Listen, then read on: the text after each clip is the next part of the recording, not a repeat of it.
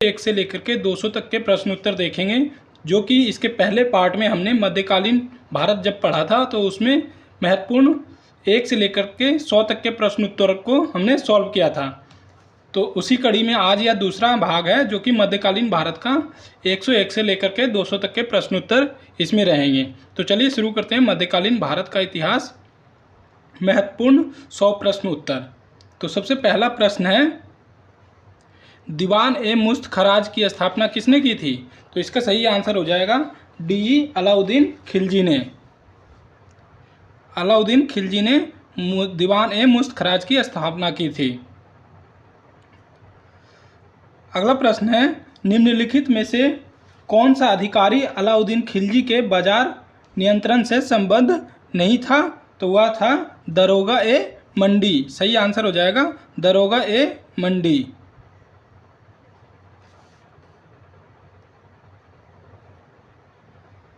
अगला प्रश्न है दोस्तों, दिल्ली के किस सुल्तान ने उत्पादन का 50% भू राजस्व के रूप में वसूला था?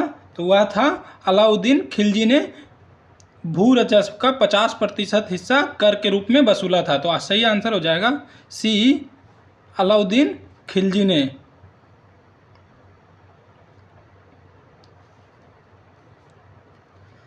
नेक्स्ट है, दिल्ली के किस सुल्तान ने खलीफा उल्लाह का पद धारण किया था? तो खलीफा उल्लाह का पद धारण करने वाला था कुतुबुद्दीन मुबारक खिलजी। सही आंसर है सी, कुतुबुद्दीन मुबारक खिलजी ने खलीफा उल्लाह का पद धारण किया था। अगला है, निम्न में से किसने कहा कि उसे सरा की चिंता नहीं है? तो यह कहने वाला अलाउद्दीन खिलजी था। आंसर हो जाएगा डी, अलाउद्दीन खिलजी ने कहा था कि उसे सरा की चिंता नहीं है।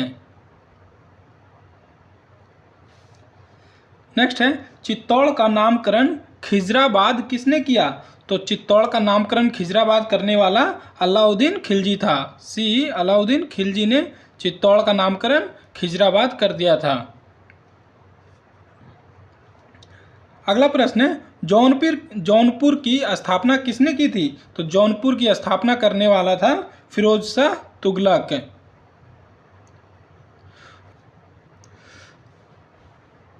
दोस्तों, अगर आप लोग पहली बार इस चैनल पर आए हैं तो कृपया करके चैनल को सब्सक्राइब कर लेंगे, ताकि आगे आने वाले वीडियो से अवगत होते रहेंगे। तो चलिए अगला प्रश्न देखते हैं। मोहम्मद बिन तुगलक ने दीवान ए कोही नामक एक नए विभाग का सृजन किया था। इसका मुख्य कार्य क्या था? तो इसका मुख्य कार्य था प्रतिभूमि को कृषि योग्य बनाना।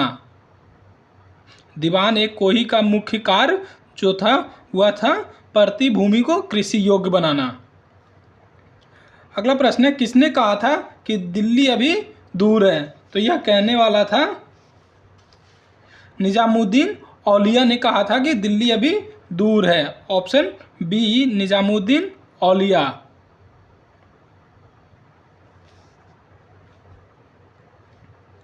नेक्स्ट है, निम्नलिखित सुल्तानों में से किसने जिन प्रभा सूरी से आधी रात तक बातचीत की?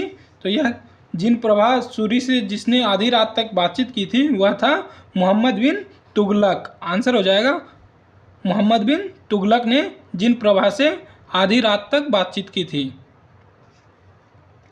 नेक्स्ट है, अमीर ए सादो की नियुक्ति करने वाला प्रथम सुल्तान कौन था?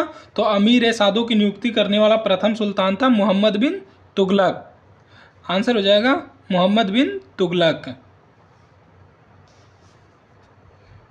नेक्स्ट है, दिल्ली के किस सुल्तान ने ब्राह्मणों पर जजिया कर लगाया था? तो ब्राह्मणों पर जजिया कर लगाने वाला था फिरोज तुगलक। ऑप्शन बी, फिरोज तुगलक ने ब्राह्मणों पर जजिया कर लगाया था। अगला है, सर्वप्रथम लोक निर्माण विभाग की स्थापना की थी। तो लोक निर्माण की विभाग का जो स्थापना किया था वह था फिरोज शाह तुगलक ने लोक निर्माण विभाग की स्थापना की थी। फिरोज शाह तुगलक। अगला है दोस्तों, इतिहासकार जियाउद्दीन बर्नी के अनुसार दिल्ली का आदर्श सुल्तान था। तो जियाउद्दीन बर्नी के अनुसार दिल्ली का आदर्श सुल्तान कौन था? तो वह था फिरोज शाह तुगलक। Option C Firoz Shah Tughlaq. अगला है जौनपुर राज्य का अंतिम शासक कौन था? तो जौनपुर राज्य का अंतिम शासक हुसैन शाह। हुसैन शाह जौनपुर राज्य का अंतिम शासक था। नेक्स्ट है किस मध्यकालीन शासक ने उद्घोषित किया था कि राजत्व ही बंधुत्व है तथा बंधुत्व ही राजत्व है? तो यह जो सिद्धांत उद्घोषित किया था वह करने वाला था बहलोल लोदी।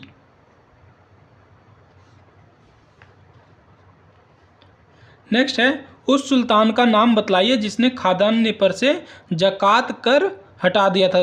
जकात एक कर हुआ करता था जो कि खाद्यान्न पर लगाया जाता था, और वो पूछ रहा है कि कौन से सुल्तान ने जकात कर को हटा दिया था? तो वह हटाने वाला था सिकंदर लोदी, जिसने कि खाद्यान्नों पर से जकात कर को हटा दिया था, सिकंदर लोदी। अगला है निम्नलिखित में से कौन दिल्ली का प्रथम सुल्तान था जो युद्ध में लड़ता हुआ मारा गया था? तो जो युद्ध में लड़ता हुआ मारा गया है तो दिल्ली का प्रथम सुल्तान था इब्राहिम लोदी। ऑप्शन सी इब्राहिम लोदी युद्ध में लड़ता हुआ मारा गया था। अगला है निम्नलिखित में से किसने प्रसिद्ध कुतुब मीनार के निर्माण में योगदान नहीं दिया है? तो वह है गयासुद्दीन तुगलक ने कुतुब मीनार का जो निर्माण हुआ था उसमें उसका योगदान नहीं है। तो सही आंसर हो जाएगा सी गयासुद्दीन तुगलक, जिसका कि कुतुब मीनार के निर्माण में योगदान नहीं है।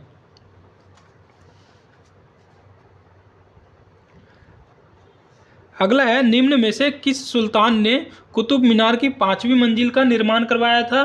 तो फिरोज शाह तुगलक ने 5वीं मंजिल का निर्माण करवाया था। तो आंसर हो जाएगा फिरोज शाह तुगलक। अगला है निम्नलिखित में से कौन एक अष्टभुजीय मकबरा है? तो अष्टभुजीय जो एक मकबरा है वह है सिकंदर लोदी का मकबरा, जो कि इसका निर्माण है वह अष्टभुजाकार है। तो आंसर है सिकंदर लोदी का मकबरा अष्टभुजीय आकार में है। अगला है भारत में प्रथम मकबरा जो शुद्ध इस्लामी शैली में निर्मित हुआ था, तो वह था बलबन का मकबरा, जो कि शुद्ध इस्लामी शैली में निर्मित पहला मकबरा है। ऑप्शन बी बलबन का मकबरा। अगला प्रश्न है दोस्तों, दिल्ली की कुब्बत उल इस्लाम मस्जिद के प्रांगण में प्रसिद्ध लौह स्तंभ किसकी स्मृति में है? तो यह जो है वह है चंद्रगुप्त द्वितीय के स्मृति में। ऑप्शन बी चंद्रगुप्त द्वितीय।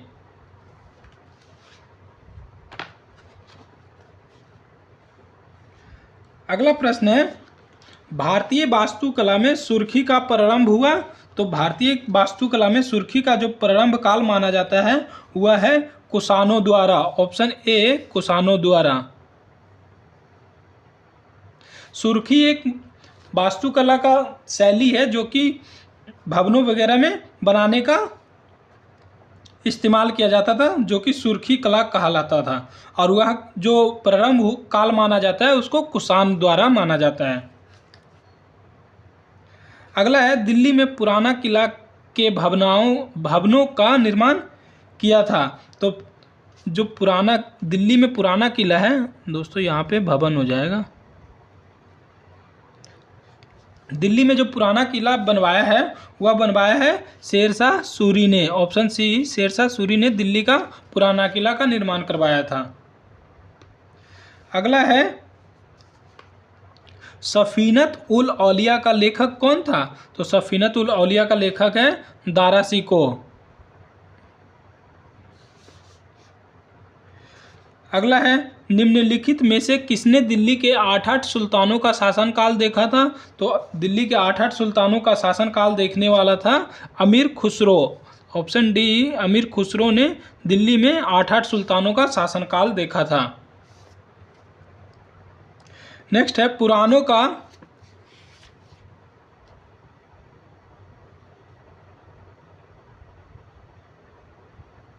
पुराणों का अध्ययन करने वाला प्रथम मुसलमान कौन था? तो वह था अल-बरूनी। राइट आंसर हो जाएगा अल-बरूनी, जो कि पुराणों का अध्ययन करने वाला पहला मुसलमान था।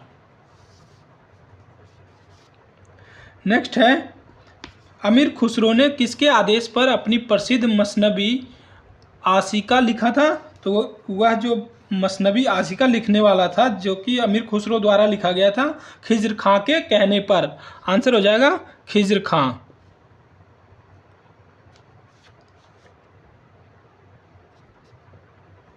नेक्स्ट है, फारसी कविता का भारतीयकरण करने वाला प्रथम कवि कौन था?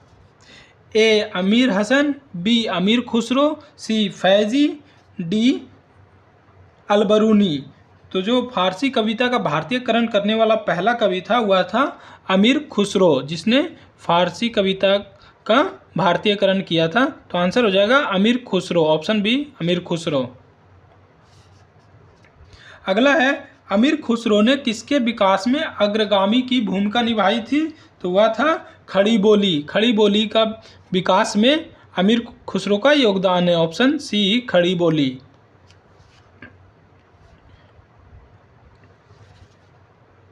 नेक्स्ट है, किसने सल्तनत काल में डाक व्यवस्था का विस्तृत विवरण दिया है? तो यह है Ibn Battuta, option B Ibn Battuta.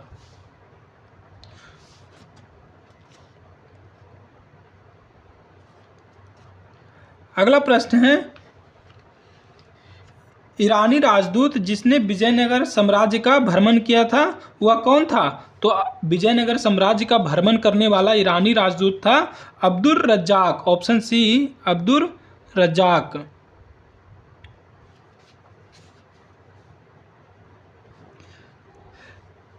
Kashmir के शासक जैनुल आबिदीन का वास्तविक नाम क्या था? तो जैनुल आबिदीन का वास्तविक नाम था शाही खां। शाही खां जैनुल आबिदीन का वास्तविक नाम था।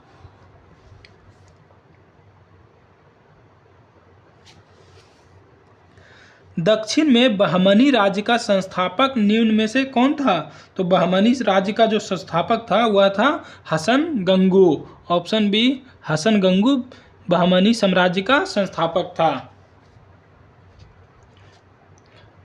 अगला है, विजयनगर के शासक कृष्णदेवराय ने कौन सा नगर बसाया था? तो कृष्णदेवराय ने जो नगर बसाया था उसका नाम था नागलपुर, ऑप्शन सी नागलपुर को विजयनगर के साम्राज्य कृष्णदेवराय ने बसाया था। अगला है, हम्पी में विट्ठल स्वामी मंदिर का निर्माता कौन था? तो वह था कृष्णदेवराय, जो कि जिसने विट्ठल स्वामी मंदिर का निर्माण करवाया था हम्पी में, ऑप्शन डी कृष्णदेवराय। अगला है, कृष्णदेवराय के दरबार में अष्टदिग्गज कौन थे? तो जो कृष्णदेवराय के दरबार में अष्टदिग्गज रहते थे वह थे 8 तेलुगु कवि, ऑप्शन बी 8 तेलुगु कवि, जिन्हें अष्टदिग्गज कहा जाता था। अगला प्रश्न, कृष्णदेवराय प्रथम के विषय में निम्नलिखित में से कौन सा कथन असत्य है? तो वह जो है वह है ईरानी राजदूत अब्दुर रज्जाक उसके दरबार में आया था, यह कथन गलत है, ऑप्शन ए ईरानी राजदूत अब्दुर रज्जाक उसके दरबार में आया था, यह गलत है।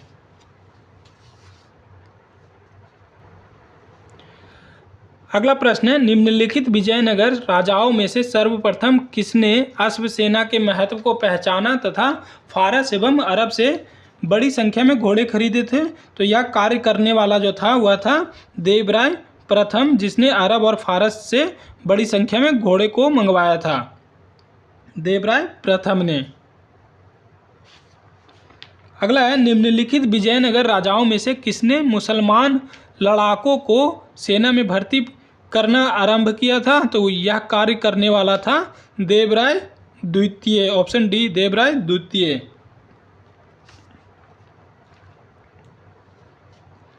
इतिहासकार सेवेल ने अ फॉरगेटन एम्पायर नामक पुस्तक लिखी है, उसे उस साम्राज्य का क्या नाम था? तो यह ए फॉरगेटन एम्पायर जो नामक पुस्तक लिखी है उस साम्राज्य का नाम था बी विजयनगर साम्राज्य। ऑप्शन बी विजयनगर साम्राज्य। अगला है दोस्तों, तालीकोटा का युद्ध हुआ था। तो तालीकोटा का जो युद्ध हुआ है वह हुआ है 1565 ईस्वी में, जो कि दक्कन के सल्तनत और विजयनगर साम्राज्य के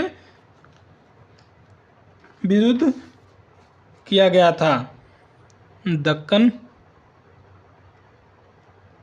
सल्तनत और विजयनगर साम्राज्य के बीच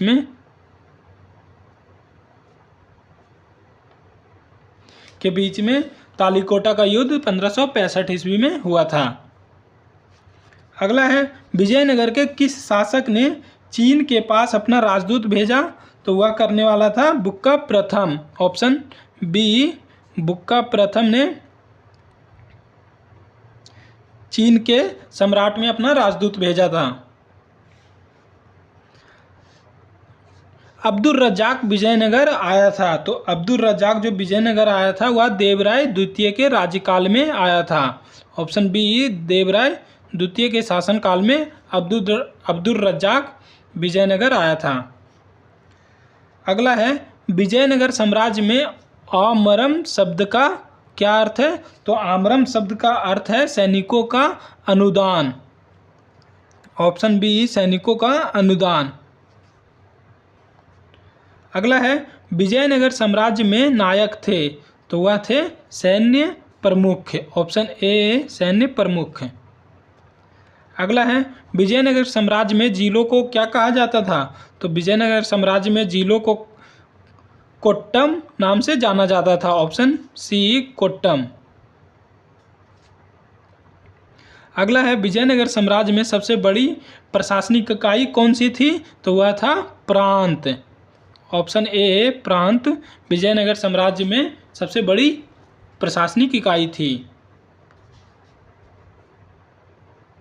अगला है, विजयनगर साम्राज्य में आयंगर शब्द संबंधित थे। तो आयंगर जो संबंधित थे वह थे ग्राम प्रशासन से। ऑप्शन ए ग्राम प्रशासन से।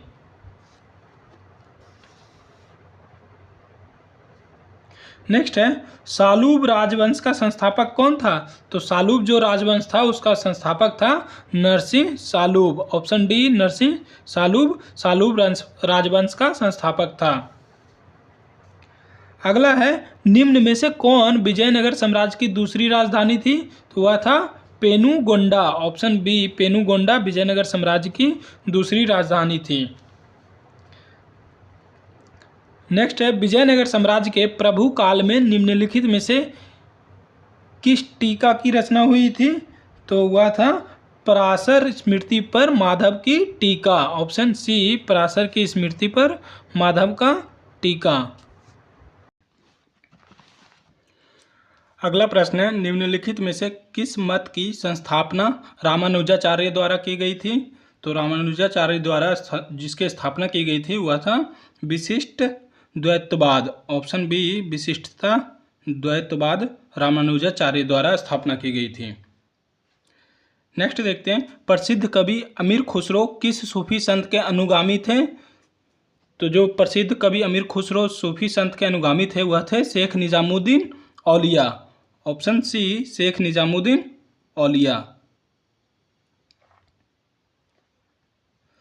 अगला है, निम्नलिखित में से किस चिश्ती संत को चिराग ए दिल्ली कहा जाता है? तो चिराग ए दिल्ली नसीरुद्दीन को कहा जाता है। ऑप्शन डी नसीरुद्दीन को चिराग ए दिल्ली कहा जाता है। अगला है, कौन सूफी संत महबूब ए इलाही कहलाता था? तो शेख निजामुद्दीन औलिया महबूब ए इलाही कहलाते थे। ऑप्शन डी शेख निजामुद्दीन औलिया।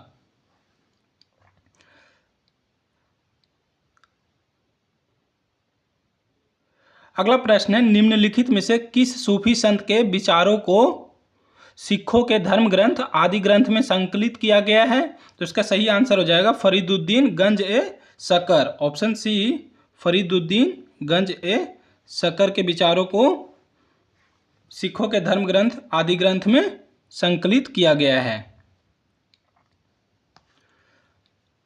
नेक्स्ट प्रश्न देखते हैं, निम्नलिखित सूफियों में से किसको अलख कहा जाता था? तो अलख जो कहा जाता था वह कहा जाता था अब्दुल कुद्दूस गंगोही को। ऑप्शन डी अब्दुल कुद्दूस गंगोही जिन्हें अलख कहा जाता था। नेक्स्ट है, निम्नलिखित सूफीवाद के सिलसिलों में कौन संगीत के विरुद्ध था? तो संगीत के जो विरुद्ध था वह था नक्शबंदिया। Option D Naqshbandiya. अगला है, किस सूफी संप्रदाय ने योग क्रिया को अपनाया था? तो योग क्रिया को अपनाने वाला जो सूफी संप्रदाय था वह था सत्तारी। Option B सत्तारी। अगला है, निम्नलिखित में से किसका संबंध सूफीवाद से नहीं है? तो सही आंसर हो जाएगा ए उलेमा। उलेमा का संबंध सूफीवाद से नहीं है। अगला है, निम्नलिखित सूफियों में कृष्ण को कौन औलिया के रूप में मानता था? तो कृष्ण को औलिया के रूप में मानने वाला जो था वह था शाह मोहम्मद गौस। तो सही आंसर हो जाएगा ए शाह मोहम्मद गौस। अगला है, मीराबाई समकालीन थी। तो मीराबाई चैतन्य महाप्रभु के समकालीन थी। Option B Chaitanya Mahaprabhu.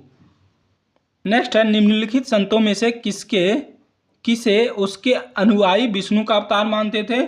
तो विष्णु का जो अवतार मानते थे उनके अनुयायी वह थे डी चैतन्य को। चैतन्य को उनके अनुयायी विष्णु का अवतार मानते थे।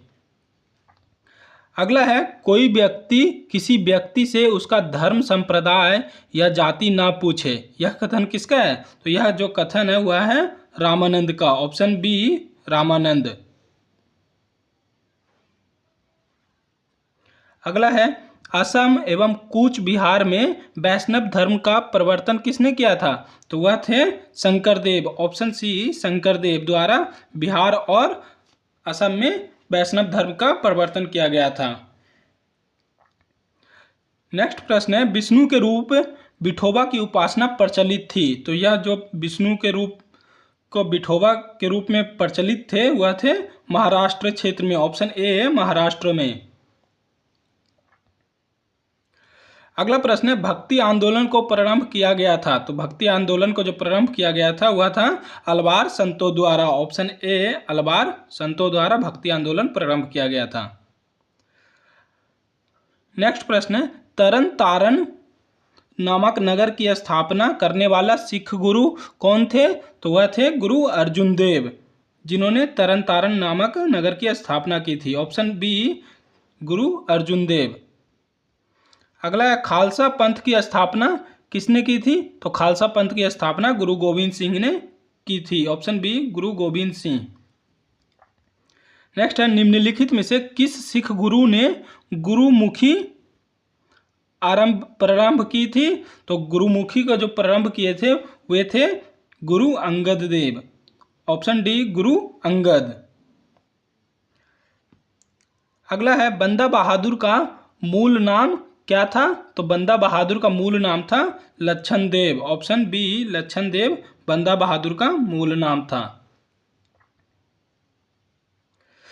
अगला प्रश्न है, पंजाब में अमृतसर नगर को स्थापित किया था। तो पंजाब में जो अमृतसर नगर को स्थापित किया था वह थे गुरु रामदास ने, जिन्होंने अमृतसर नगर को स्थापित किया था। तो ऑप्शन हो जाएगा डी गुरु रामदास। अगला प्रश्न है, निम्न यात्रियों के पधारने का क्या अनुक्रम है? ए इब्ने बतूता, ट्रेवेनियर, अल्बरूनी, मनुची। तो इसमें देखते हैं, सबसे पहले जो आता है वह आता है अल्बरूनी। अल्बरूनी जो कि 1017 ईस्वी के आसपास आता है। इसी तरह से देखते हैं दूसरे नंबर पे, तो वह है इब्ने बतूता जो कि 1333 ईस्वी के आसपास इसकी चर्चा मिलती है। और इसके बाद है मनुची जो कि 1654 ईस्वी के पास इसकी आने की चर्चा है। और लास्ट है ट्रेवेनियर जो कि 1630 ईस्वी के पास आता है। तो सही आंसर हो जाएगा, सबसे पहले तो होगा सी, उसके बाद आएगा ए, तीसरे नंबर पे आएगा बी और चौथे नंबर पे आएगा डी। तो सही आंसर हो जाएगा बी, CABD। सबसे पहले आया था अल-बरूनी, उसके बाद इब्ने बतूता, उसके बाद आया था ट्रेवेनियर और लास्ट में आया था मनुची। अगला प्रश्न है, निम्नलिखित में से कौन सही सुमेलित नहीं है? तो जो सही सुमेलित नहीं है वह है सी, दीवाने इंसा दान विभाग से संबंधित नहीं है। अगला प्रश्न है, अक्ता का अर्थ है। तो अक्ता का जो अर्थ है वह है नगद वेतन के बदले किसी खास भूभाग का राजस्व अधिन्यास। तो सही आंसर हो जाएगा ऑप्शन बी। अगला प्रश्न है, सल्तनत काल में शाही सचिवालय के प्रधान को जाना जाता था। तो शाही सचिवालय के प्रधान को दबीर ए मुमालिक के नाम से जाना जाता था। ऑप्शन सी, दबीर ए मुमालिक। अगला है, उस इतिहासकार का नाम बताइए जिसने भारत का विवरण बिना यहाँ कभी आए हुए लिखा था। तो वह था शिहाबुद्दीन अल उमरी, जो कि भारत बिना आए हुए उसने भारत के बारे में लिखा है। तो सही आंसर हो जाएगा शिहाबुद्दीन अल उमरी, ऑप्शन ए, शिहाबुद्दीन अल उमरी। अगला प्रश्न है, सल्तनत काल में सैन्य विभाग के अध्यक्ष को क्या कहा जाता था? तो सैन्य विभाग के अध्यक्ष को आरिज ए मुमालिक कहा जाता था। ऑप्शन डी, आरिज ए मुमालिक। इसी तरह से देखते हैं अगला प्रश्न, आलम खाना किससे कारखाने से संबंधित था? तो आलम खाना जो संबंधित था वह था पत्तकाओं से संबंधित। ऑप्शन सी, पत्तकाओं से संबंधित था आलम खान। यहाँ पे आलम खाना हो जाएगा, तो आलम खाना जो कि संबंधित था पत्तकाओं से संबंधित। अगला प्रश्न है, निम्नांकित में से किस युद्ध में एक पक्ष द्वारा प्रथम बार तोपों का उपयोग किया गया था? तो यह किया गया था पानीपत का प्रथम युद्ध। ऑप्शन ए, पानीपत का प्रथम युद्ध।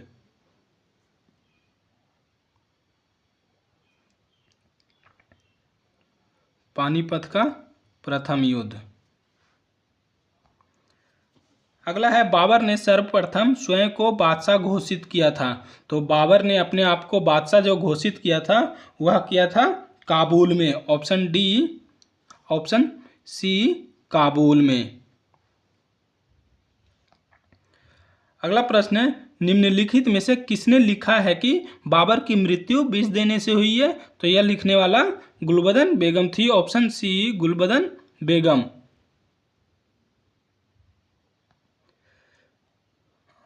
आज का अगला प्रश्न है, निम्नलिखित युद्ध में से किस एक में बाबर ने जिहाद की घोषणा की थी? तो जिहाद की घोषणा जो बाबर किया है वह क्या है? खानवा का युद्ध में। ऑप्शन बी, खानवा के युद्ध में बाबर ने जिहाद की घोषणा की थी। अगला प्रश्न है, निम्नलिखित में से किन दो शासकों के मध्य 17 मई 1540 में कन्नौज के पास युद्ध हुआ था? तो कन्नौज के पास जो युद्ध हुआ था वह शेरशाह एवं हुमायूं के बीच में हुआ था। ऑप्शन बी, शेरशाह एवं हुमायूं। अगला है, हुमायूं का मकबरा स्थित है। तो हुमायूं का मकबरा जो स्थित है वह है दिल्ली में। अगला है, किस मध्यकालीन भारतीय शासक ने पट्टा एवं कबूलियत की व्यवस्था प्रारंभ की थी? तो पट्टा एवं कबूलियत की व्यवस्था प्रारंभ करने वाला था शेरशाह सूरी। Option C, Shershah. अगला प्रश्न है, मात्र एक मुट्ठी बाजरे के चक्कर में मैंने अपना साम्राज्य खो दिया होता, इस कथन को आप किस मध्यकालीन शासन से संबंध करेंगे? तो यह शासन काल था शेरशाह सूरी का। ऑप्शन सी, शेरशाह सूरी के बारे में। अगला है, निम्नलिखित समकालीन स्रोतों में से कौन सा एक खगोल शास्त्र व ज्योतिष शास्त्र के प्रति हुमायूं के अनुराग का चित्रण करता है? तो वह था कानून ए हुमायूनी। ऑप्शन डी, कानून ए हुमायूनी।